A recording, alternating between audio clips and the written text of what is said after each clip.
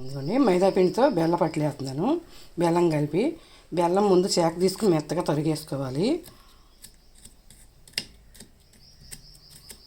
ఇట్లా తరిగేసేసుకున్నాక గిన్నెలో వేసుకుని వాటర్ వేసుకోవాలి.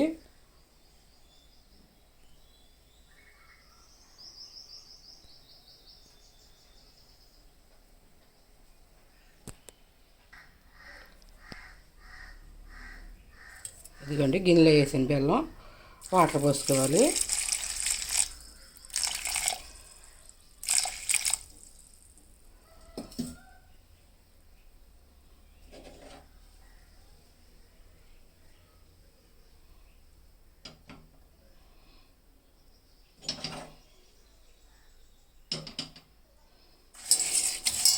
ఇలా చేతితో బెల్లాన్ని కలుపుకోవాలి. బెల్లం అంతా మెత్తగా నీళ్ళలో కలిసిపోయేటట్టుగా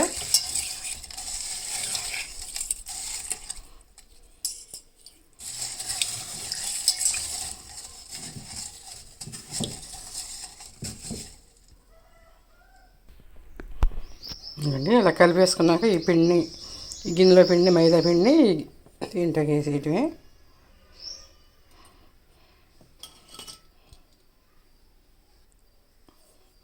వేసినాక గరిటెతో ఇలా కలిపేసుకోవాలి.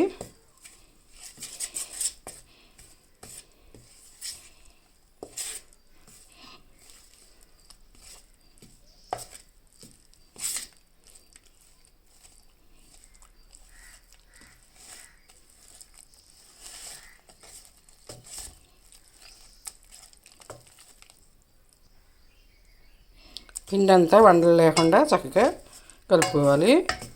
బెల్లంలో అంతా కలిసేటట్టుగా మన కంటెంట్ బాగా అట్టు చక్కగా నున్నగా వచ్చేటట్టుగా కలుపుకోవాలి. వండలు ఉండకూడదు.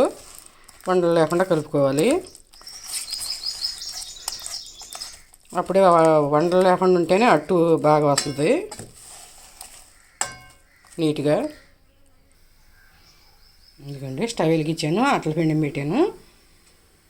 మనం కలుపుకొని పిండి వేసేయటమేక ఇట్లా అట్లాగా దోశ, బెల్లం దోశ మైదా పిండితో.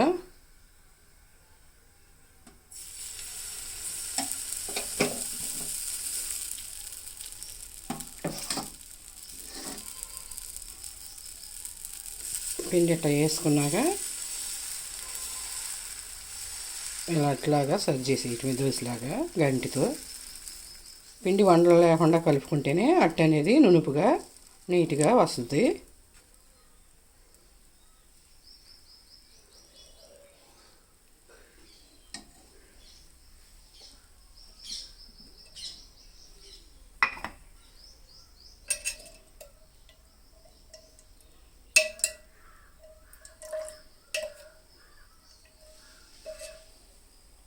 ఆయిల్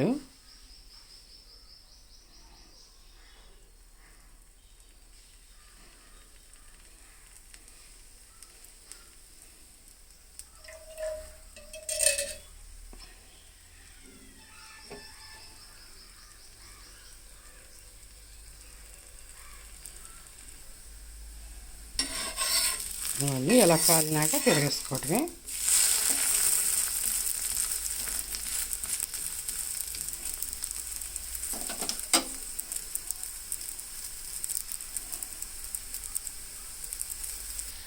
ఇంకోండి రెండో దోశ కూడా ఇట్లా వేసేసాను. ఇట్లా వేసి ఆయిల్ వేసుకోవటమే.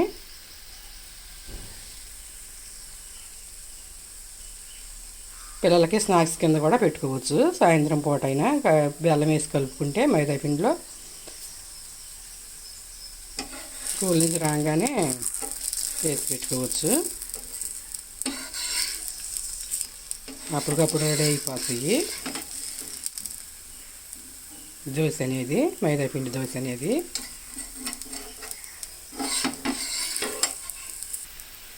ఇదిగోండి ఇది కొంచెం ఎర్రగా కాలింది. ఎర్రగా కాలినా టేస్ట్గానే ఉంటుంది, రుచిగానే ఉంటుంది. ఏం పర్లేదు, బాగానే ఉంటుంది.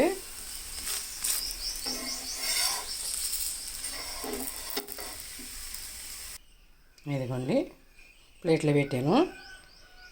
రుచికరమైన బెల్లం మైదా పిండి దోశలు, బెల్లంతో స్వీట్ దోశ.